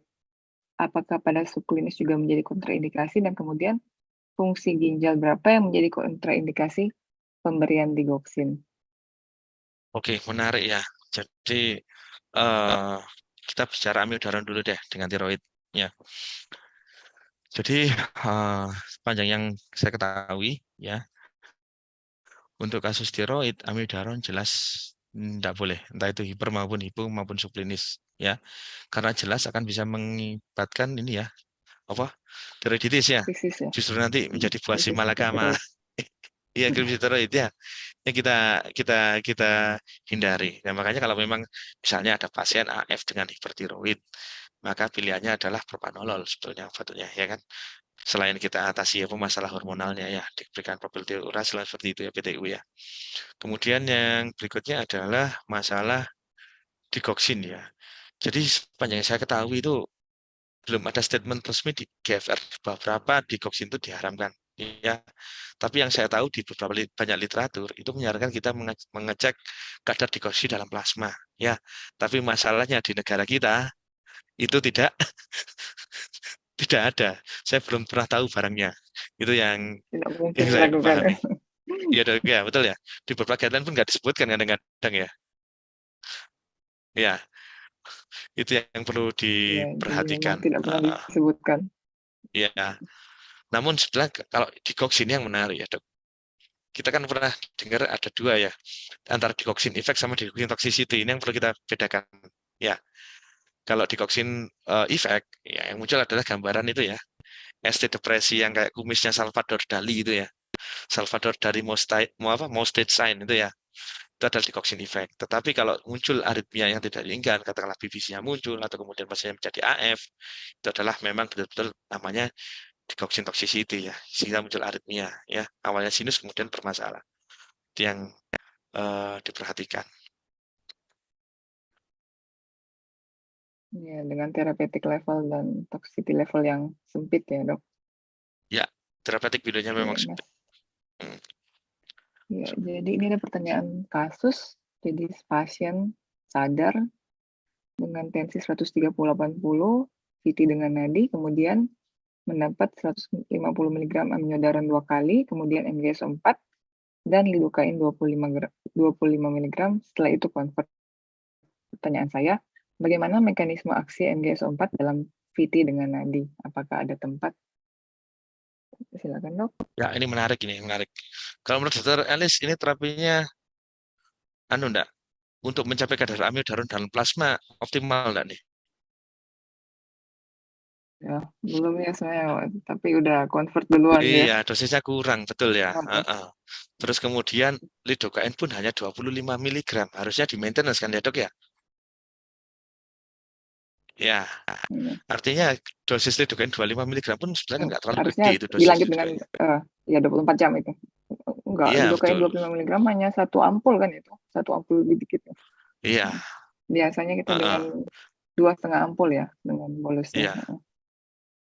Atau saya curiga ini jajan memang Ya, untuk non-sustain VT, MgS memang 4 bukan mungkin sustain. ya, Atau iya MGS4 emang udah ini mau mungkin ya, Dok udah ya? auto Ya, convert ya mungkin ya. ya, MgS 4 non-sustain. mungkin Mungkin curiga ada ini ya hipogliksemia atau ya paling MgS ya. 4 bisa diberikan. Jadi begini ya, mungkin tersadepoa ya, kita bicara tersadepoa ya. Tersadepoa itu terjadi karena Ya, kita polymorphic VT interval ya. memanjang, kemudian ada R-on-T, ya kan, jadi polimorfik, ya kan. Nah, mungkin sang dokter berpikiran eh, penyebab dari torsalnya ini adalah R-on-T gara-gara apa aja long QT, ya. Makanya penyebab long QT adalah seharusnya hipomagnesiemi diberikan aja, mungkin begitu. Sebenarnya MgS4 ini bukan obat aritmia kalau kita bilang ya, mungkin koreksi elektrolitnya lebih ke sana. Mungkin itu sih dok yang bisa saya jelaskan ya. Oke, karena tidak pernah disebut di literatur bahwa MgO4 itu adalah obat anti aritmia. Dan saya pahami. Ya, dipertimbangkan pada kasus polymorphic VT ya, Dok. Ya, Dan torsade polymorphic. Oke, ada lagi pertanyaan yang berikut? Baik, sebelumnya Atau kita izin udah saya masuk ke seksi potong nih, kahut ya? Dokter Elis dan Dokter Yoga. Ini habis setelah pertanyaan dari Dokter Luffy, kita masuk ke pertanyaan dua terakhir ya dok ya. Jadi oh ini ya ya ya. Dokter Yoga, mana pertanyaan kedua dari terakhir. Monggo silakan dokter, dilanjutkan lagi diskusinya. Jadi untuk kelas 1C ada kontraindikasi pada structural Ya. heart disease karena ada resiko proarrhythmia pada ACS. Untuk mekanismenya bagaimana dan mengapa kelas 1A lainnya tidak? Oh, ini sudah dijelaskan tadi sama Dokter Yoga ya di Ya, slide. ya saya ulang aja ya. Jadi 1C ini dia adalah obat sodium channel yang strong ya. Jadi kuat sekali ya. Dan kita kalau kita pahami adalah bagaimana kontraksi ventrikel. Kontraksi ventrikel itu kan harus ada natrium masuk dulu ya kan, potensial aksi kemudian kalsium masuk kan begitu ya. Kalau natriumnya dihambat, ya kalsiumnya nggak bisa masuk. Ya, makanya pumpnya akan jadi turun. Ya, itulah mengapa 1C dihindari pada pasien-pasien dengan structural heart disease. Ya, terus kemudian apa ini? Proaritmia ya. Nah, kemudian tentu resiko proaritmia itu besar pada flekainid ya. Kalau propafenon tidak besar ya. Kalau flekainid tadi itu dasarnya dari studi case trial tadi ya. Dikatakan apa namanya? Flekainid gagal memperbaiki survival ya. Yang mati lebih banyak ya. Makanya setelah ditelacak ternyata ya karena ventricle arrhythmia itu sendiri ya. Jadi seperti itu. Kemudian 1A lainnya tidak. Ya, karena hari ini tidak saya bahas karena obat 1A di negara kita nggak ada ya. Mau saya bahas nanti nggak komplikatif karena obatnya nggak ada. Itu makanya tadi nggak saya lewati, saya loncat ya karena obatnya nggak ada. Sampai sekarang pun saya belum pernah lihat barangnya itu Prokainamid. Makasih.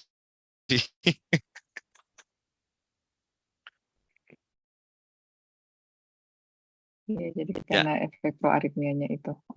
Ada nah, yang terakhir ya sekarang? Pertanyaan yang terakhir. Karena udah lewat waktu banyak kita. iya. Ya, pertanyaan terakhir dari dokter saya. Untuk kasus aritmia, apakah harus konsumsi antiaritmia jangka panjang? Bila iya, durasi berapa lama? Mungkin perlu dijelaskan aritmianya seperti apa ya, Dok? Ya, silakan Dokter Yoga.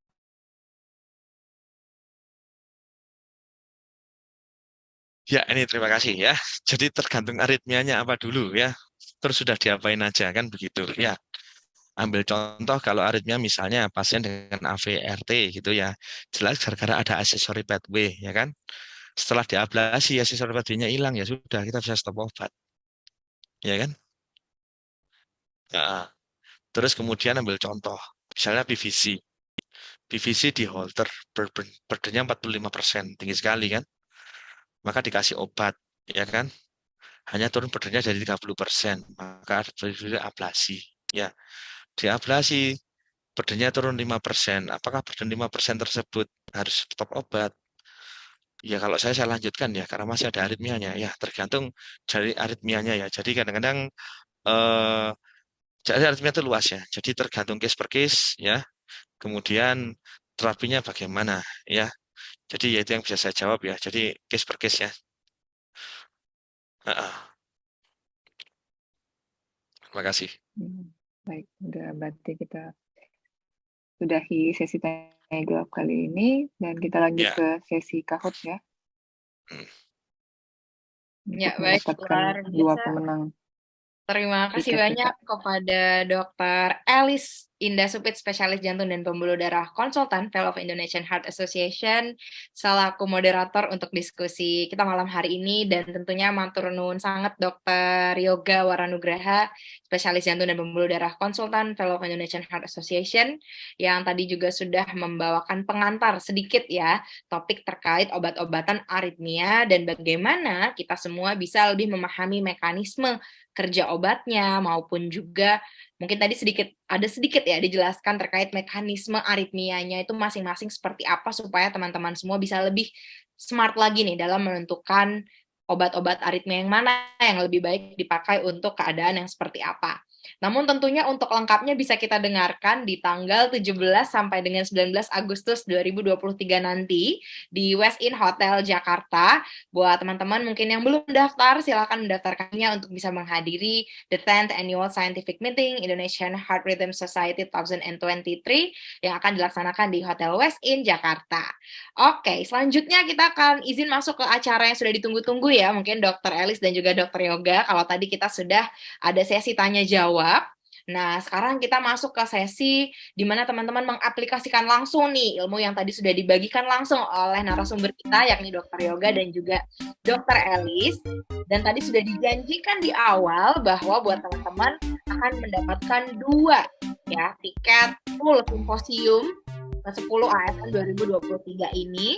Nantinya teman-teman harus bisa tapi mendapatkan posisi 2 teratas. Nah, ini sebelum pada daftar, mau saya ingetin nih, buat sobat medis silahkan menggunakan nama asli ya. Jadi silahkan digunakan namanya, ini kan pada pakai nama FVRT, lain-lain, silahkan diganti menjadi nama asli dokter-dokter sekalian, agar supaya nanti pada saat pengumuman, apabila dokter terpilih menjadi 2 orang teratas nih di podium kahut, akan berhak langsung mendapatkan 2 full tiket simposium. Apabila nanti kedua nama teratas bukanlah nama asli ya, bukan nama asli yang sudah saya sarankan ini, maka nantinya akan didismiss oleh panitia. Jadi silahkan buat dokter-dokter sekalian, silahkan daftarkan dirinya di Kahoot menggunakan nama asli, dan nantinya buat teman-teman silahkan perebutkan posisi kedua teratas, karena bagi 2 orang teratas Kahoot podium kita pada malam hari ini berhak mendapatkan 2 full tiket simposium ASM ke-10. Ya, Sambil kita menunggu nih ya buat sobat medis sekalian, mungkin kalau yang masih bingung bisa langsung scan barcode-nya atau bisa juga langsung type www.kaut.id dan inputkan game PIN 2331737. Selain dua pemenang kasur, AdSense juga tentunya mau membagikan ya bersama dengan HRS tentunya. Satu lagi nih tiket untuk full simposium ASM ke-10 yang bisa teman-teman dapatkan dengan cara mengupload story Instagram semenarik mungkin tentang kegiatan kita pada malam hari ini. Nantinya satu story Instagram terbaik berhak memenangkan satu full tiket simposium.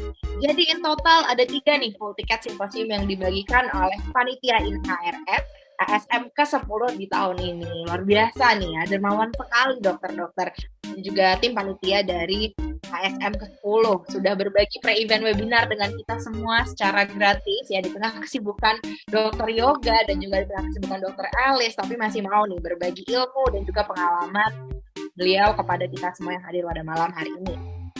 Dan tentunya buat teman-teman masih kita tunggu, mungkin buat yang masih tadi ragu-ragu, aduh datang nggak ya ke Jakarta, saya mau mengingatkan lagi bahwa acara ini nanti dilaksanakan tanggal 17 sampai dengan 18 Agustus untuk workshopnya, dan untuk simposiumnya di tanggal 18 sampai dengan 19 Agustus.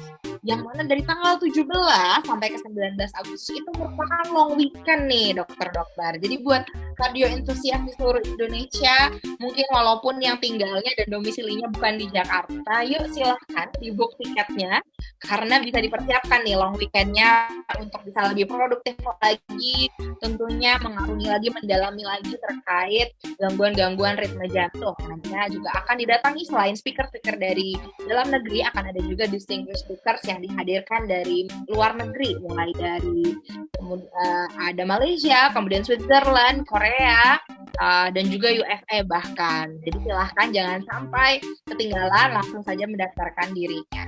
Oke, saya rasa sudah cukup rame nih ya buat dokter-dokter yang join pada malam hari ini. Mungkin kita kasih waktu 1 menit lagi, kita tunggu buat dokter-dokter sekalian agar bisa mempersiapkan diri merebutkan 2 posisi teratas. Sekali lagi saya ulangi, 2 posisi teratas untuk bisa memenangkan podium karena akan mendapatkan 2 full tiket simposium ASM ke-10.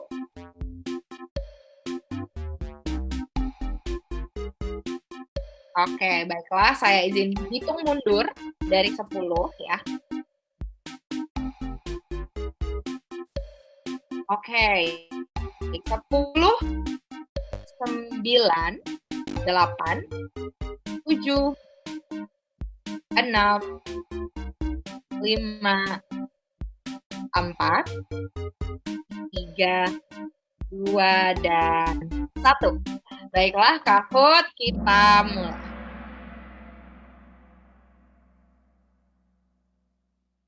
Oke, get ready ya semuanya. Oke, pertanyaan yang pertama. Which of the following is the mechanism of action of adenosine in the treatment of supraventricular tachycardia? Jadi apa nih mekanisme aksi obat adenosin dalam treatment SVT? Ayo, ini kali ini berbeda, ada 5 pilihan. Silahkan dokter-dokter sekalian jangan sampai salah pilih.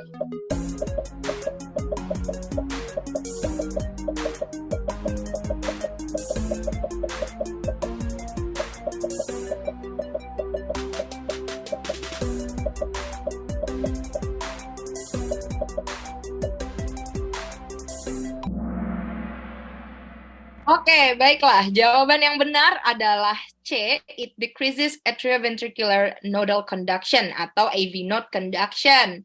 Tapi ini saya lihat jawabannya masih bervariasi sekali ya, dan masih banyak juga nih yang menjawab decreases atrial automaticity. Mungkin boleh kita dengarkan sedikit penjelasan dari Dokter Yoga ataupun Dokter Alice, silahkan. Gua Dokter Alice dulu deh. Gantian. Udah capek ya dokter yoga. Ya, jadi emang adenosin kerja utamanya di AV node, sudah dijelaskan sama dokter yoga. Makanya kalau kita kasih ke kasus SPT yang melibatkan AV node, itu pasti akan terminate. Jadi kita memberikan adenosin ini ada 2 tujuannya, terapeutik dan diagnostik. Jadi selain bisa menterminate dari respon yang terjadi di supraventricular tachycardia itu, kita bisa membantu mendiagnosis apa kira-kira mekanisme SPT, diagnosis SPT dari kasus itu. Ya, Iya. setuju sekali, Dok. Baik, terima kasih banyak Dokter Elis untuk penjelasannya. Begitupun juga Dokter Yoga. Oke, kita lanjut ya dok ke kuis berikutnya. Ya, Ini masih silakan. ada banyak nih pertanyaan. Siap dok. Oke, tetap semangat dokter-dokter semua untuk memperebutkan posisi 2 teratas. Kita lanjut ke pertanyaan nomor 2. Which medication should be avoided in patients with arrhythmia and a history of asthma?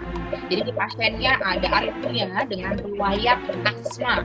Obat-obatan yang mana yang harus kita hindari atau obat-obatan mana yang dikontraindikasi? Harus isi minimal.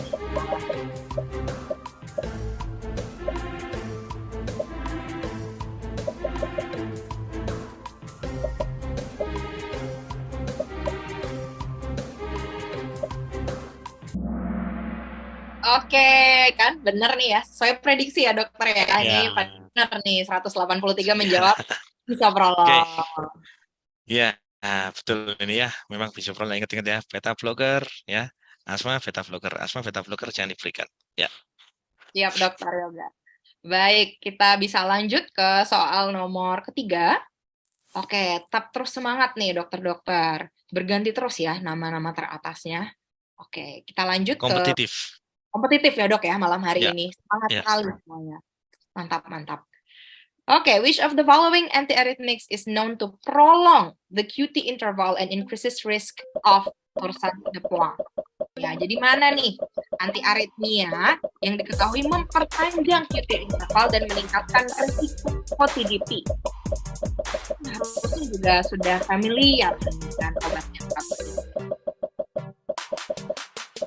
Yang menjawab benar juga banyak. Nah, sih udah banyak karena tadi yang menjelaskan dokter Yoga ya. Detail dijelaskan.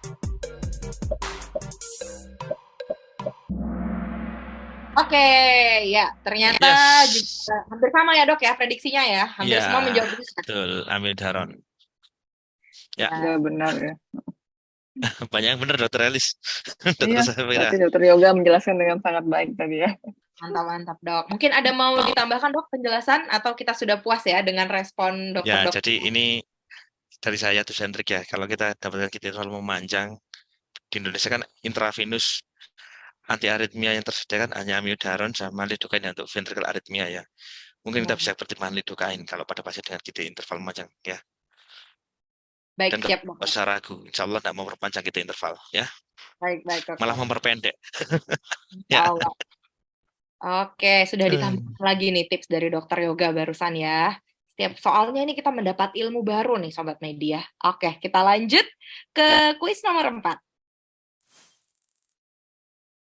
Sip, masih semangat semuanya memperebutkan 2 posisi teratas. Kuis nomor 4. Which of the following antiarrhythmics is known to be effective and safe for rhythm control in AF patient with HFrEF nih. Jadi ada gangguan struktural nih Sobat Medi. Tadi disebut-sebutkan nih. Kira yang mana yang harus kita pilih kalau misalnya pasiennya ada HFrEF dan juga ada HFrEF. Jangan sampai salah ngeklik ya, walaupun terburu-buru dan semangat.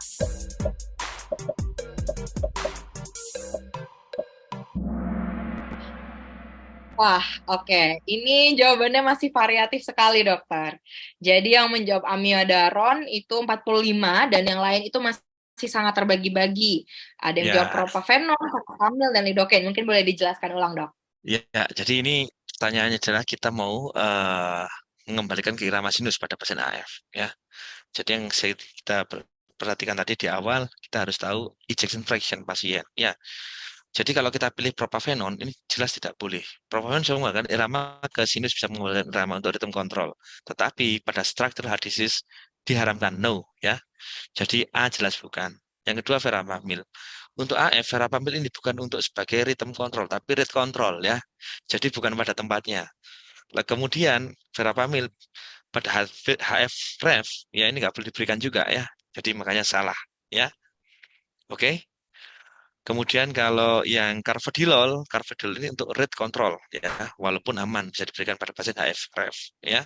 Sedangkan lidocaine di awal tadi saya bilang tidak ada manfaat pada supraventricular arrhythmia. Jadi jangan dipilih ya. Lidocaine hanya untuk ventricular arrhythmia ya. Kemudian yang amiodaron, nah ini bisa convert, tapi untuk F rendah masih tolerable ya karena tadi minimal effect on heart pump ya, heart contractility ya. Oke, jadi pilihannya adalah amiodaron ya. Sayang sekali ya, bukan jawaban terbanyak ya. Baik, terima kasih Ya, dokter. Mungkin tadi masih pada ini ya dok, ya terlalu terburu-buru nggak memperhatikan ini untuk rhythm control ya, specifically begitu ya dok. ya.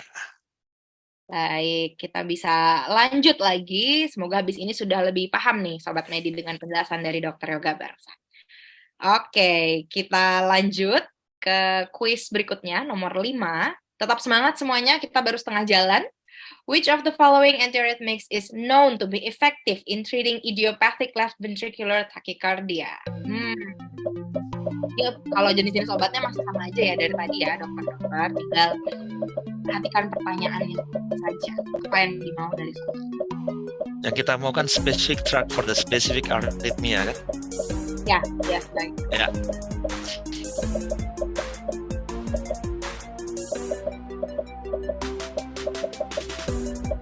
Semoga lebih banyak jawaban benarnya ya. Oke. Ya, memang paling banyak yang menjawab verapamil, tapi tetap masih tersebar nih dok ya. Masih ada yang menjawab bisoprolol, amiodaron, lidocaine, dan juga propaquenon. Mungkin boleh dijelaskan lagi dokter Yoga dan juga dokter Eli. Mungkin saya sama dokter Elis nih. Dokter Elis dulu deh. Ayo dok. Gantian. Silakan dok. Oke, ya kita gantian. Ya, jadi ELVT ini harus segera terdiagnosis ya. Maksudnya dari EKG 12 lead itu lumayan jelas kita dapat mendiagnosis dulu ini ELVT, baru kita berikan verapamil. Karena pada VT yang jenis yang lain, verapamil malah tidak boleh diberikan ya dok. Jadi memang ada satu diagnosis ini untuk ELVT ini, dia merupakan VT yang sensitif terhadap verapamil. Yang penting kita mengenalin morfologi VT Mungkin pada dijelaskan, ELVT dok, ini. Jadi dengan gambaran khasnya biar audiens tahu dok. Ya, jadi gambaran khasnya. Oke, jadi khasnya biasanya jadi ini VT yang lumayan sempit ya biasanya, tidak selebar VT yang biasanya dan biasanya morfologinya RBBB. Dengan aksis yang kalau posterior RAD, yang kalau anterior yang bisa aksisnya normal atau RAD. Ya, oke, correct. Jadi ELVT ini adalah VT yang QRS-nya sempit ya. Dokter Elis sudah katakan, morfologinya RBBB ya. Kemudian tergantung asalnya ya. Bisa LAD, bisa RAD tergantung asalnya ya. Dan ini adalah satu-satunya VT yang sangat sensitif diberikan verapamil ya. Ya ini jawabannya. Oke, itu ya ELVT ya. Tadi di guideline juga jelas kelas 1 rekomendasinya. Baik, terima kasih banyak untuk penjelasannya Dokter Elis dan juga Dokter Yoga. Saya harap sudah menjawab kebingungan dan mungkin juga masih keraguan dari dokter-dokter ya. Kita lanjut ke kuis nomor 6. Wah, berganti nih posisinya ya. Oke, tetap semangat dokter-dokter semuanya. Masih ada setengah perjalanan lagi. Sip, next ke kuis nomor 6. Which of the following is classified as a class 1A agent? 1A, ya. Ini harusnya cepat nih jawabnya.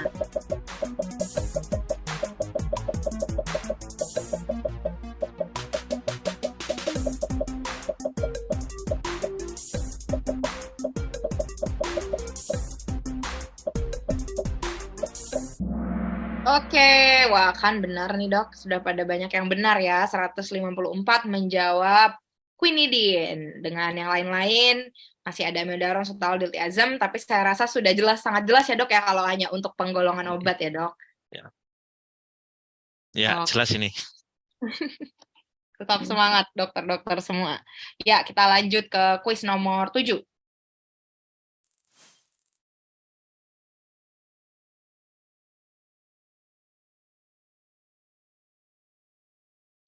Oke, amiodaron falls under which class according to the Vaughan-Williams classification? Ini harusnya sudah cepat juga ini menjawabnya kalau. Harapan saya persentase betul di atas 90%. Oke, siap dok. Harusnya ini waktunya 5 detik aja ya. Dokter Elis. Recall. Aduh. Wah, 119 dok menjawab benar. Kelas 3, cuman ternyata masih banyak juga ya, 43 orang nih dok menjawab kelas 4. Mungkin kepleset ya, kepleset aja. Pleset. Nanti kalau mau slide saya nggak apa-apa, bisa dibagikan ya. Oh, boleh Warnanya ya. dokter. Siap Boleh. dokter Yoga. Untuk Baik, belajar. dokter. Wah, ini luar biasa dokter Yoga sudah dengan dermawan sekali nih mau membagikan slide-nya kepada kita semua. Oke, kalau gitu kita bisa lanjut ke kuis berikutnya.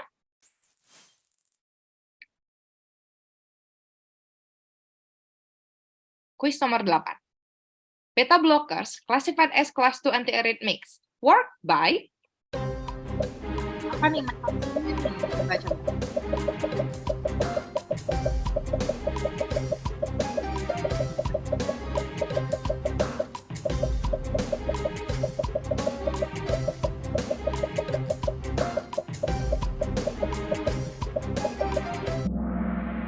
Oke. Luar biasa ternyata banyak juga nih dok yang menjawab benar. 116 menginhibisi aktivitas simpatis. Nah, tapi ada juga 42 yang menjawab blocking calcium channel. Oke, kayaknya kalau untuk pembagian sudah jelas semua ya dok ya. Mungkin kita bisa langsung lanjut ke soal berikutnya. Kuis nomor 9. Wah, ini dokter Carmen dari tadi di nomor 1 terus saya lihat. Which of the following side effects is most commonly associated with the use of the class 1C drug? Leka ini.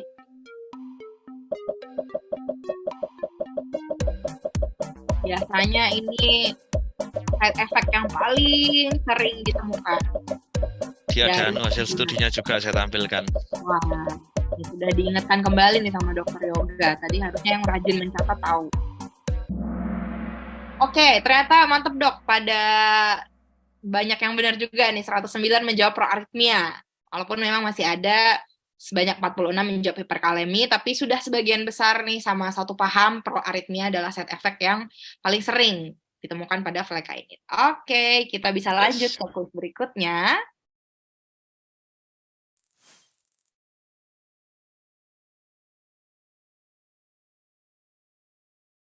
Digoxin is a commonly used drug in HF and arrhythmia. It works primarily by ini ditanyakan mekanisme obat ya. Ini luar biasa nih kuis-kuisnya. Kahut tapi sangat-sangat ini ya, menenangkan otak kita ya, sobat juga.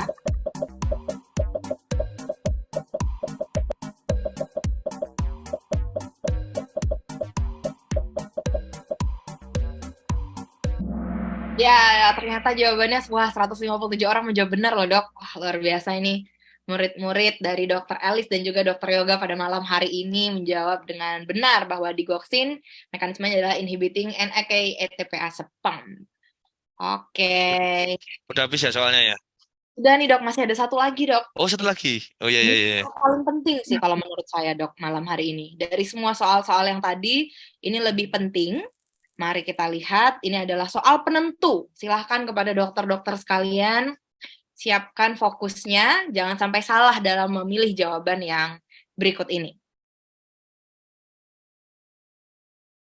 Kan benar paling penting pertanyaannya, the 10th Annual Scientific Meeting Indonesian Heart Rhythm Society 2023 akan diadakan di, ini nggak boleh salah, Dok. Ini 5 detik harus cepat menjawab nih. Apakah di Surabaya, Ubud, Nusa Dua, atau Jakarta?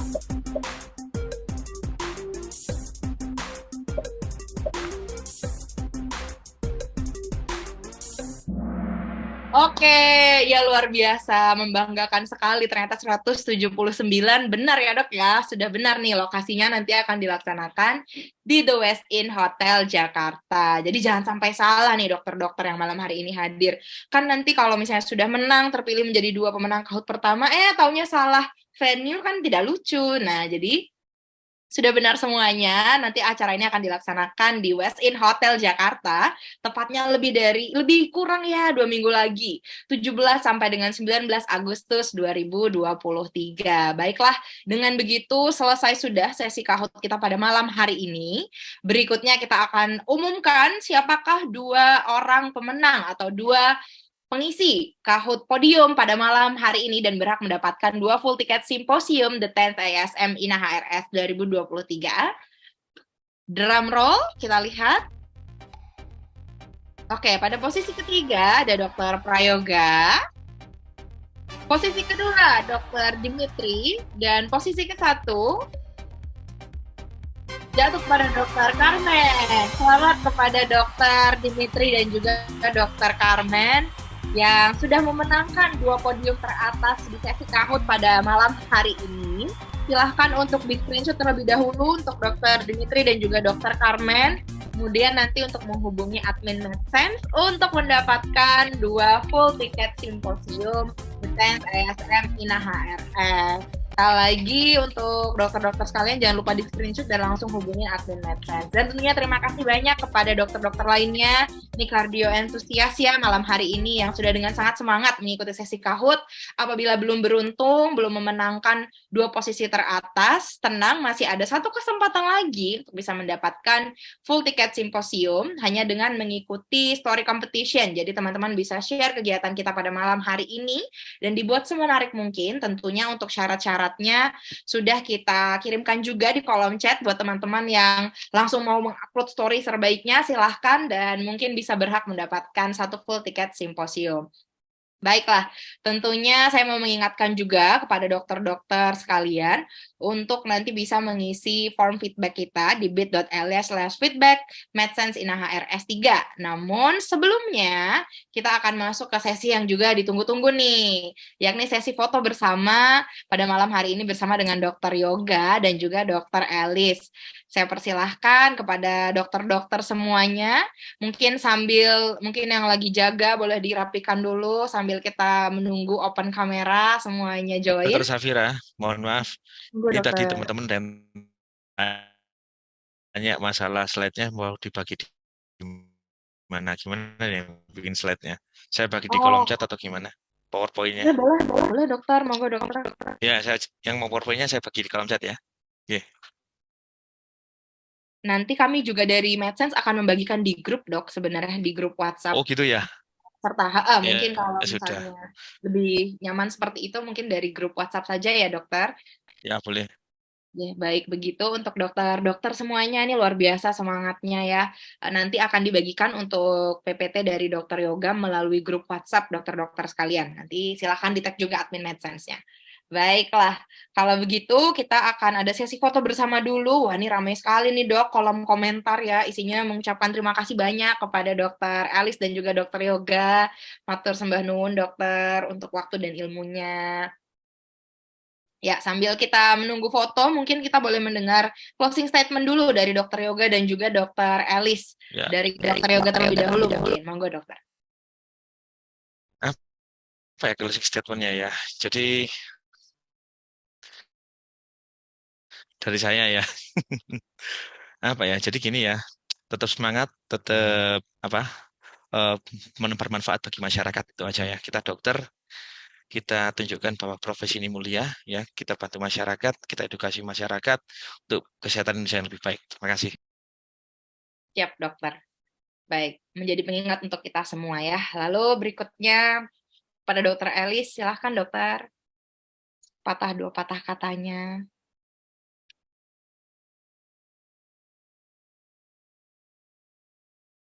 Masih mute ya dok ya? Mohon maaf dok.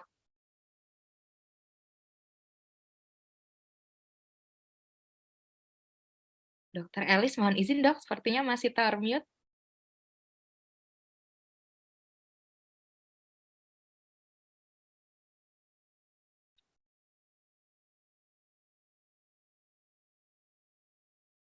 Oh, baik. Mungkin karena Dr. Elis masih ada gangguan technical difficulty, kita boleh lanjut ke foto bersama dulu ya dok ya.